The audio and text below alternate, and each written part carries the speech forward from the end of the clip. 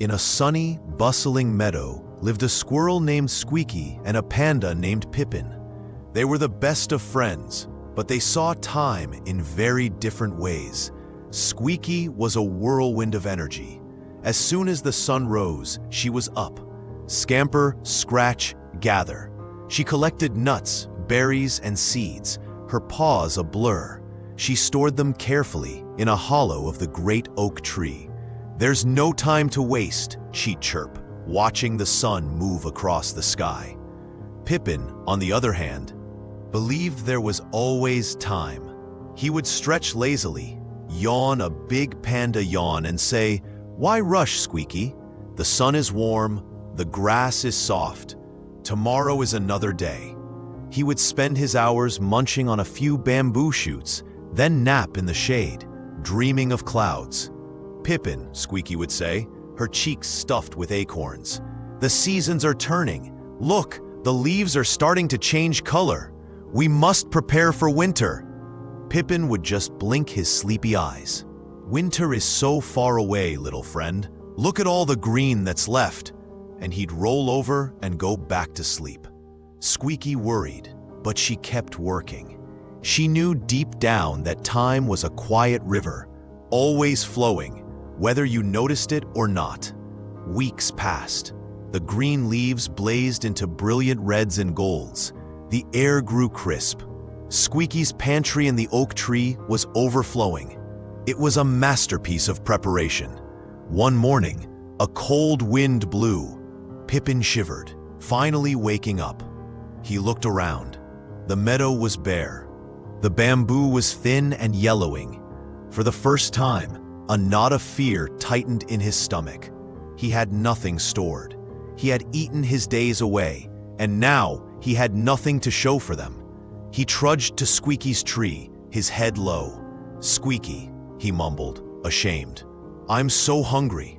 I have nothing. I thought I had more time." Squeaky looked at her friend, not with anger, but with sadness. She understood now. Time wasn't just about being busy. It was about respect. It was about honoring the future by what you do today. She led him to her pantry. Pippin's eyes grew wide at the sight of the nuts, seeds, and dried berries. "This is for both of us," Squeaky said softly. "You are my friend, but this is the food I gathered while the sun was shining. The time for gathering is now over."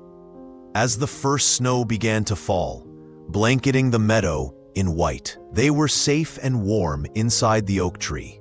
Pippin learned a hard lesson, his belly full of food he had not earned. He watched Squeaky, who was now calmly resting, her work done. "Time is a gift, Pippin," Squeaky said, reading his thoughts. "We can't stop it or save it. We can only use it. You used yours for today's comfort. I used mine for tomorrow's safety." Pippin nodded, a true understanding dawning in his heart. "I was wrong," he whispered.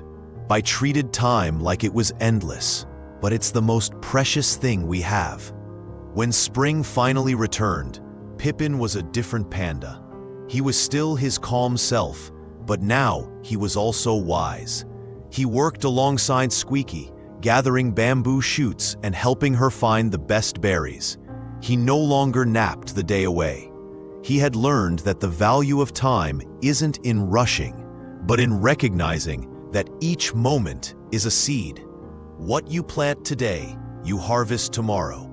And so, in their sunny meadow, the squirrel and the panda lived in harmony, not just with each other, but with the gentle, unstoppable flow of time. Time is our most valuable resource. It cannot be paused, saved, or reclaimed once it's gone. The future belongs to those who prepare for it today. Pippin learned that what seems like plenty of time can quickly become too late. True peace comes not from avoiding work, but from respecting the clock and using each day wisely so you can rest without worry when the seasons change.